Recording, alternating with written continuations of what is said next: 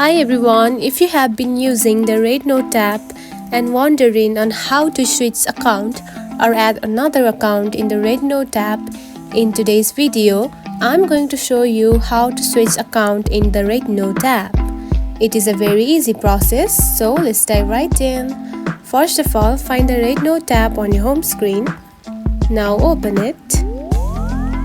After opening the app, you will see something like this on your home page. Now, tap onto three lines at the top left corner, just right here.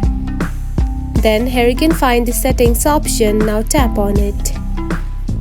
Then, here you can find the option of switch account at the bottom, just right here. Then tap on it. Now to switch account, you need to add another account. So simply tap on add account. And after adding the account, you can simply switch the account. And that's it. It is a very easy process, right? If you found this video helpful, don't forget to like and subscribe for more tips. Thanks for watching.